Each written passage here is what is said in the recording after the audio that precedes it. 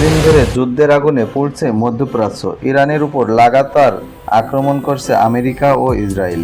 পাল্টা একের পর এক দেশের উপর হামলা চালাচ্ছে ইরান, যেন পাগলা ঘোড়ার মতো ছুটে চলেছে। এবার সেই যুদ্ধের আগুন এসে পড়েছে ভারতের উপরেও। দীর্ঘদিন ধরে ভারতের সঙ্গে ইরানের গুরুত্বপূর্ণ সম্পর্ক রয়েছে। এবার কি সেই সম্পর্ক ভুলে গিয়ে ভারতের মাটিতেও আক্রমণ শানাবে তেহরান? এমন সম্ভাবনায় উকি দিচ্ছে। শনিবার থেকে শুরু হয়েছে ইরানের উপর আমেরিকার হামলা।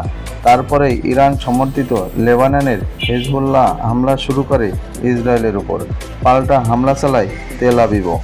এমন পরিস্থিতিতে ইসরায়েলের তরফ থেকে ইরানকে ডেডলাইন বেঁধে দেওয়া হয়।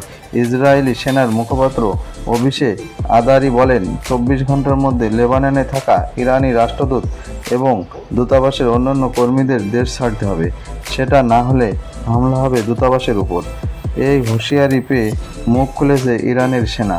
বুধবার ইরানের সশস্ত্র বাহিনীর মুখপাত্র আবুল ফজল শেকারচি সাফ জানিয়ে দেন, ইসরায়েল যদি লেবাননে থাকা ইরানের কূটনৈতিক ভবনে হামলা চালায় তাহলে বড়সড় ফল ভোগ করতে হবে। যদি ইসরায়েল হামলা করে তাহলে বিশ্বে ইসরায়েলের যত দূতাবাস আছে সবগুলো ইরানের টার্গেট থাকবে এবং হামলা চালাবো। উল্লেখ্য, 1992 সাল থেকে ভারতে রয়েছে ইসরায়েলি দূতাবাস।